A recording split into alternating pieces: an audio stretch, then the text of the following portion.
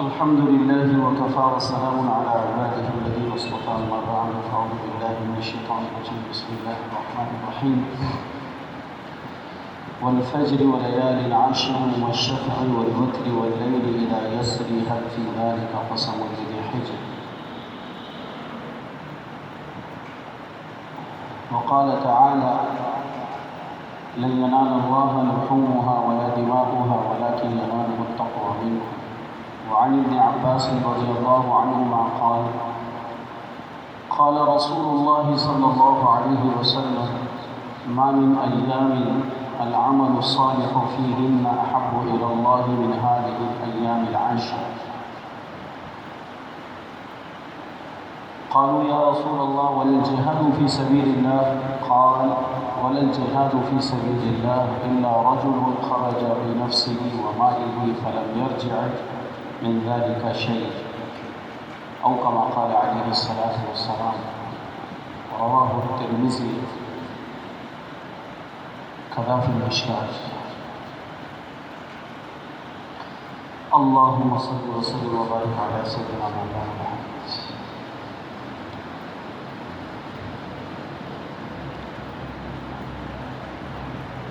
شوال ذی قعدہ ذی الحج شوال ذی قعدہ اور ذی الحج یہ تین مہینے اشہر حج کے مہینے کہلاتے ہیں۔ رمضان المبارک جب ختم ہو جاتا ہے اور شوال کا چاند نظر آتا ہے تو اس شوال کے پورے مہینے کو جس کی پہلے دن کے صبح میں ہم عید الفطر کی نماز پڑھتے ہیں یہ پورا مہینہ اور اس کے ساتھ پھر ذی قعدہ کا مہینہ جس کے چند دن ابھی باقی ہیں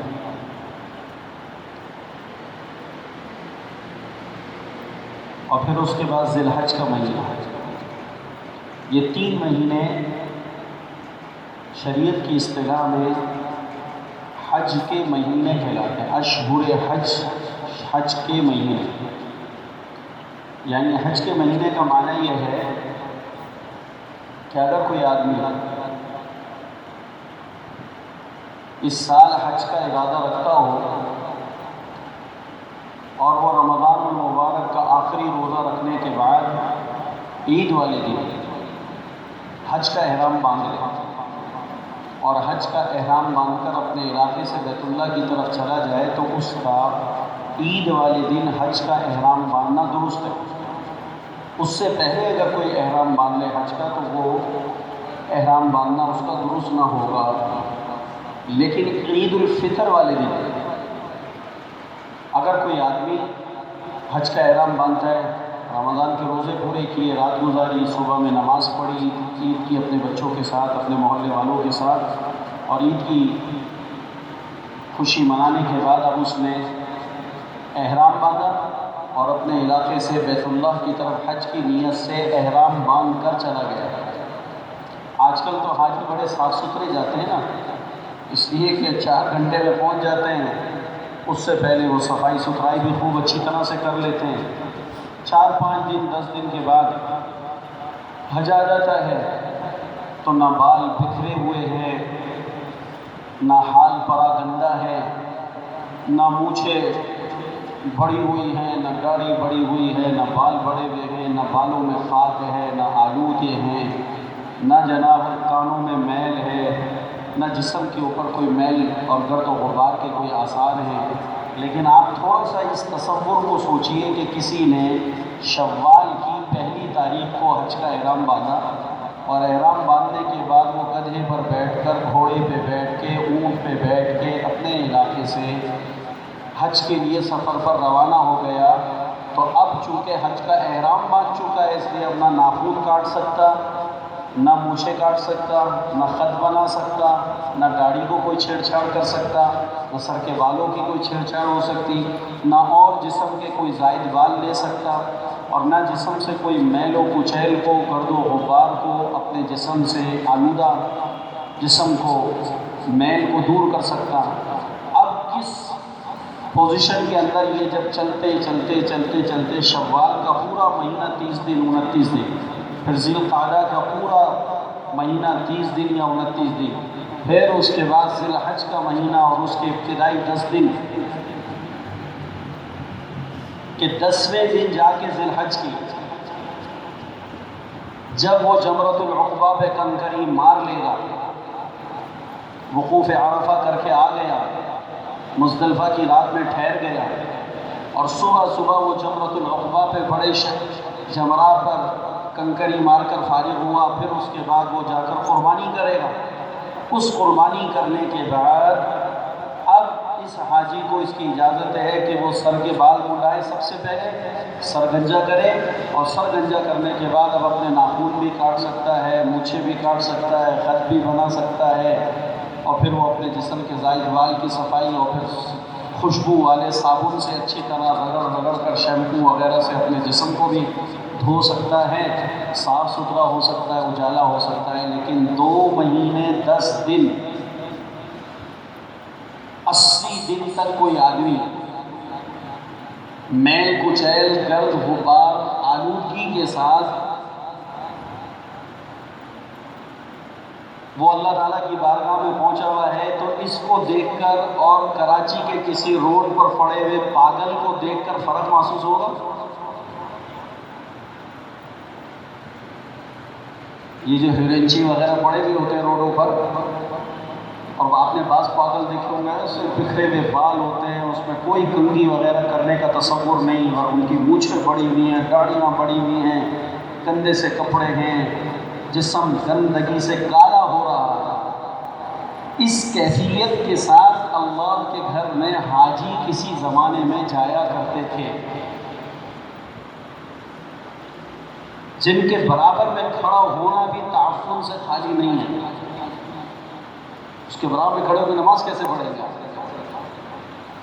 لیکن اللہ تعالیٰ کہتے ہیں کہ مجھے یہی حاجی سب سے اچھا لگ رہا ہے، کہ میری محبت اور میرے عشق میں ایسے دیوانے ہو جاؤ کہ تمہارے اوپر پاگل پن اور مجنون پنے کے، دیوانگی کے ظاہری طور پر سارے آثار نمایاں ہوں،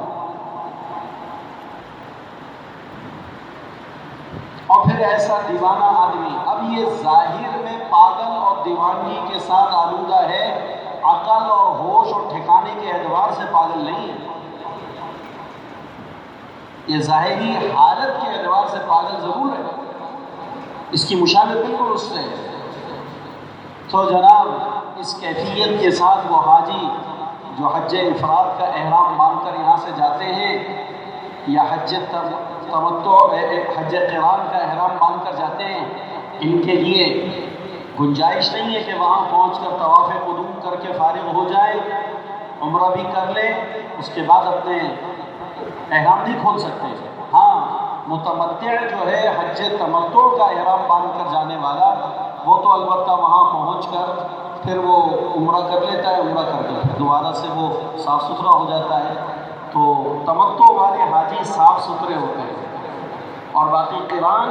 اور حج افراد والا حاجی یہ بہت میلے کچیلے ہوتے ہیں۔ اس لیے نبی کریم صلی اللہ علیہ وسلم نے اپنی زندگی میں ایک ہی حج فرمایا، اور حضور نے وہ حج قران کیا تھا، جس میں حج اور عمرہ دونوں کی ایک ساتھ نیت کر کے 2 احرام باندھے گئے تھے۔ تو وہاں پہنچ کر عمرے کے ارکان ادا کر لیے جاتے ہیں،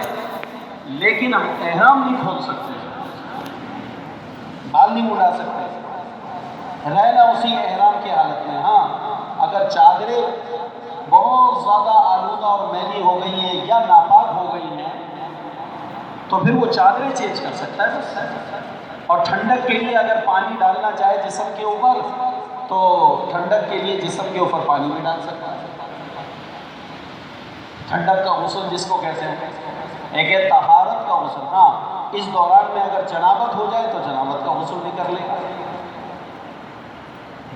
لیکن خوشبو والا صابن استعمال نہیں کرے گا،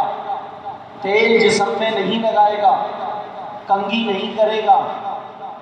بالوں کو سر کو صابن سے یا کسی بھی ایسی چیز سے جو بغیر خوشبو والا تھا اگر اس سے دھو بھی رہا ہے تو اس سے اس کو رگڑے گا نہیں کہ بال نہ ٹوٹ جائیں،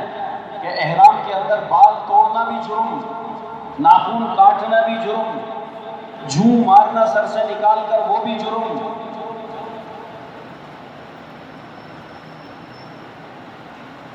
اس پراگندہ کیفیت کے ساتھ جب حاجی عرفات کے میدان میں پہنچا کرتے ہیں نا، تو پھر اللہ تعالیٰ کو ان حاجیوں پر بڑا پیار آتا ہے، اور پھر اللہ تعالیٰ اپنے فرشتوں کے سامنے عرش کے اوپر فرماتے ہیں کہ دیکھو جی میرے بندے کیسے پراگندہ حال میں اور کیسے دیوانہ وار اور مجنونوں کی طرح اور پاگلوں کی طرح حال بنا کر میرے کہنے پر سلے ہوئے کپڑے بھی اتار دیے ہیں، اور چادروں میں لپٹے ہوئے، کفن کی چادروں میں لپٹے ہوئے انداز کے ساتھ یہ یہاں پر آ کر مجھے یا رب پکار رہے ہیں اور رو رہے ہیں اور آنسو بہا رہے ہیں، اور ہر طرف سے آہو بکا ہوتی ہے۔ عرفات کا میدان تو جن لوگوں نے، اب تو ہمارے دور میں وہ کیفیت نہیں رہی بھائیوں، ورنہ جو حج ہوا کرتا تھا وہ تو بڑی عجیب کیفیت کے ساتھ ہوا کرتا تھا۔ یہ تو 4 گھنٹے 5 گھنٹے کا سفر کر کے جدہ اتر جاتے ہیں، اور اسی گندگیوں اور اسی آلودگیوں کے ساتھ اور دل کی سیاہیوں کے ساتھ جو 4 گھنٹے پہلے اپنے شہر کے اندر مہینوں سالوں سے چڑھی ہوئی تھی، اسی کیفیت کے ساتھ وہاں پہنچ جاتے ہیں، کچھ بھی نہیں اثر ہوتا۔ ورنہ پہلے تو حج ہوتا تھا تو گدھوں پر، گھوڑوں پر، اونٹوں پر، خچروں پر، یہ ہوائی جہاز وغیرہ کا تو کوئی تصور نہیں تھا۔ کشتی رانی کے ذریعے سے بھی اگر سفر ہوتا تھا تو سفینہ حجاج کے نام سے کراچی کے بندرگاہ سے ایک جہاز چلا کرتا تھا، اس کو بھی کئی ہفتے سمندر کے اندر، پانی کے اندر سے گزر کے جدہ وہاں پر بندرگاہ پہ یہ پہنچتا تھا۔ لیکن پوری دنیا سے تو سمندر لگتا نہیں حاجیوں کے لیے، تو وہ اونٹوں پر، گدھوں پر بیٹھ کے آیا کرتے تھے۔ تو اب اکیلا اتنا لمبا سفر کرنا بہت بھاری ہوتا تھا، تو قافلے بن کے جاتے تھے۔ تو جب ہر علاقے، ہر شہر سے قافلے بنتے تھے تو ان قافلوں کو لے جانے کے لیے اس شہر اور اس علاقے کے مشائخ، علماء اکرام ساتھ ہوتے تھے، اور لوگ ان کی منت سماجت کرتے تھے کہ حضرت ہم حج پہ جا رہے ہیں، ہمارے 10 ساتھی ہیں، ہمارے 5 ساتھی ہیں، ہمارے خاندان کے 6 افراد ہیں، اتنی عورتیں، اتنے مرد ہیں، ہم جا رہے ہیں حج کے اوپر، آپ کی مہربانی ہوگی اگر آپ ہمارے ساتھ چلیں گے تو ہمارا حج اچھا ہو جائے گا۔ تو پھر ہر علاقے سے مشائخ، علماء، مفتیان، شیخ الحدیث، استاذ حدیث، قاری قرآن اور اللہ والے، تعلق معاملہ والے، وہ ان قافلوں کے ساتھ 2 4 5 جتنے بھی ہو جاتے تھے، اور اب جناب وہ اس علماء کی جو ہے وہ سائے تلے وہ قافلہ جو ہے وہ اپنے سفر پر گامزن ہوتا تھا، اور پھر جناب وہ علماء کرام ظہر کی نماز میں ان کو روک کے نماز پڑھاتے تھے، عصر کی نماز میں عصر پڑھاتے تھے، مغرب کی نماز میں مغرب پڑھاتے تھے، عشاء کی نماز میں پڑاؤ ڈال لیتے تھے اور رات ٹھہر جاتے تھے، اور اس کے بعد صبح کی نماز پڑھاتے تھے۔ اور یہ جو نمازیں علماء کرام اور مشائخ پڑھاتے تھے، تو کسی نماز کے بعد کسی شیخ کا بیان ہوتا تھا، کسی نماز کے بعد کسی شیخ کا بیان ہوتا تھا، کسی نماز کے بعد کوئی عالم جو ہے وہ حج کے مسائل بتاتے تھے، حج کی دعائیں یاد کراتے تھے، حج پہ جانے کے سفر کی عظمت اور اہمیت بتاتے تھے، اور جناب ہر روز 1 2 3 بیانات ہوتے تھے، اور جناب ان کی معیت کے اندر ایک مجاہدوں کے ساتھ اور ایک کیفیت کے ساتھ اور ایک ذہن سازی کے ساتھ اور ترغیب کے ساتھ، اور اس سفر کو کس طرح سے ہم نے کرنا ہے اور ہم کہاں جا رہے ہیں، اور ہمارے ذمہ وہاں جا کر کتنے بڑے عمل کے لیے ہمیں اللہ نے قبول کیا، ہم جا رہے ہیں، یہ روزانہ کی ذہن سازی، روزانہ کی ذہن سازی، پھر اس پہ گناہوں سے معافی، توبہ، اجتماعی دعائیں، مولوی صاحب دعا کرتے تھے، مفتی صاحب دعا کرتے تھے، حاجی اپنے گھر سے نکلے ہوئے، کاروبار چھوڑ دیا، بیوی بچے چھوڑ دیے، اور جناب اہل و عیال کو چھوڑ دیا، اور نہ کوئی تار ہے، نہ کوئی ٹیلی فون ہے، نہ کوئی موبائل ہے، اللہ کے حوالے کر کے چلے گئے۔ پیچھے کیا گزر رہی ہے، کیا بن رہی ہے، کیا حالات آ رہے ہیں، کیا طوفان آ رہے ہیں، کیا آندھیاں آ رہی ہیں، کیا گھر کے اندر مسائل، کاروبار کے مسائل، کچھ پتہ نہیں ہے، گم سم اپنی فیملیوں کو چھوڑ کر اس قافلے کے ساتھ جا رہے ہیں، اور ساری زندگی کیا کر اللہ کے گھر کی طرف جا رہے ہیں، اور کوئی 50 سال کے بعد پہلی دفعہ جا رہا ہے، کوئی 40 سال کے بعد پہلی دفعہ جا رہا ہے، کوئی 30 سال کے بعد پہلا سفر کر رہا ہے، اور بڑے بڑے مشائخ ان کے ساتھ، اس میں علماء اللہ والے موجود ہیں، اور جب وہ بیانات کر کے دعائیں کراتے تھے، مجمع سسکیاں لے کے روتا تھا، اور اللہ سے اپنے گناہوں کی معافی مانگتے تھے، اور تلبیے پڑھتے ہوئے جا رہے ہیں، اور تلبیوں کی صدائیں گونج رہی ہیں، اور ایک ایک بستی سے گزرتے تھے، جن بستیوں سے گزرتے تھے وہاں کے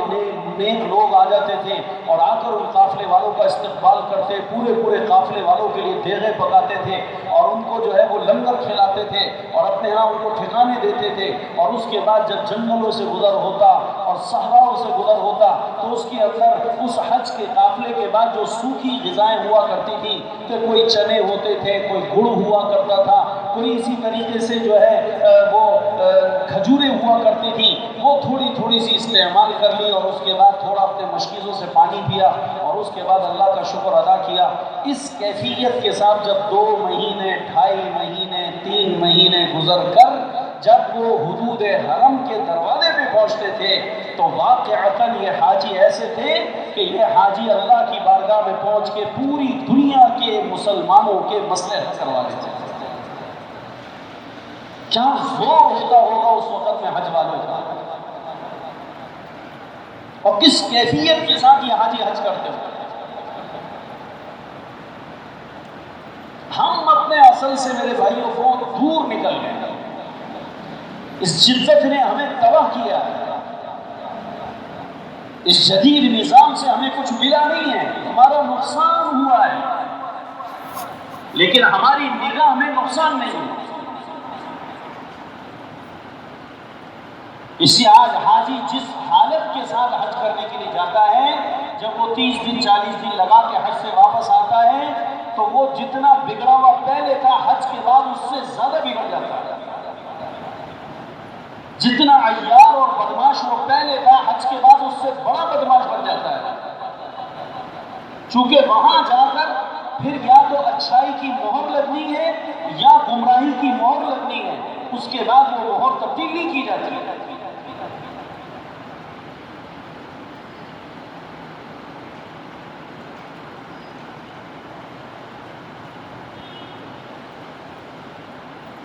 اسی کے پیدل سفر ہیں اور جناب چھوٹی چھوٹی سواریوں کے اوپر جانوروں کے سفر ہیں، تو اب پہنچنا ہے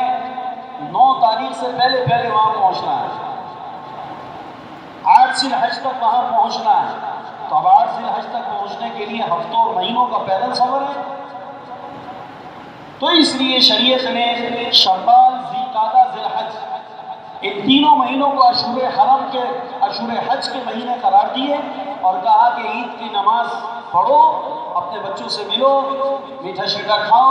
اپنے بہن بھائیوں سے، اپنے رشتہ داروں سے، ماں باپ سے ملو، سب سے الوداع کہو، محلے والوں سے ملو، سب سے معافیاں تلافیاں کرو۔ اور جب حاجی اس کیفیت کے ساتھ جاتا تھا تو اس کو خبر نہیں ہوتی تھی کہ میں دوبارہ اپنے علاقے کی طرف واپس لوٹ بھی سکوں گا کہ نہیں لوٹ سکوں گا، اس وجہ سے کہ اس کے ہاتھ میں واپسی کا ٹکٹ اور تاریخ، یہاں تو جاتے وقت ہی واپسی کا رخ کا ساتھ دے دیا جاتا ہے،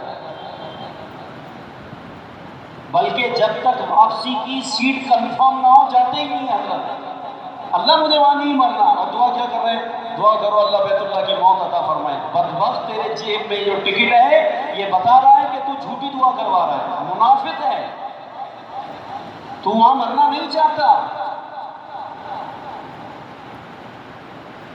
آنے کی پوری تاریخ کنفرم کر کے سارا کچھ شیڈول بنا کے جا رہے ہیں اور کہہ رہے ہیں کہ وہاں جا کر ہم مریں گے۔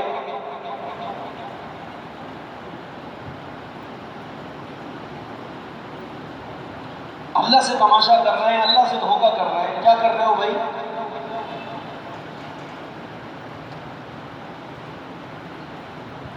بس یہاں سے ہم جائیں گے اور یہاں سے جانے کا ٹکٹ لے کے جائیں گے، واپسی کے ہمیں کوئی فلائٹ کی پرواہ نہیں ہے، ہم اس کو جو ہے نا وہ کنفرم کروا کے نہیں لے جا رہے ہیں۔ بس جب ہمارا وہاں سے آنے کا اللہ کی طرف سے طے ہوگا تو اللہ پاک واپسی بھی بھیج دے گا، جیسے اللہ نے لے جانے کا انتظام کیا ہے۔ لیکن حاجی ایک دن کے لیے بھی حج کرنے کے بعد وہاں روکنے کو تیار نہیں ہوتا ذہنی طور پر، وہ تو اس کو انتظامات مجبور کرتے ہیں، ورنہ آپ یقین کریں حج کے بعد کوئی ٹھہرنا نہیں چاہتا وہاں، اور ہے ہی نہیں ہے، وہ جان بھی نہیں ہے مجمع میں۔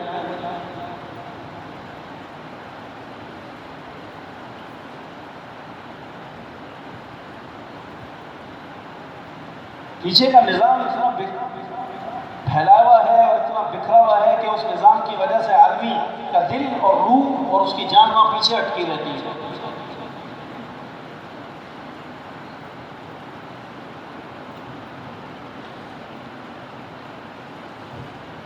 تو وہ حاجی بڑی عجیب کیفیت کے ساتھ وہاں پہ پہنچتے ہیں، تو اس لیے ان حاجیوں پر اللہ کا فرشتوں کے سامنے فخر کرنا بالکل بجا فخر ہے۔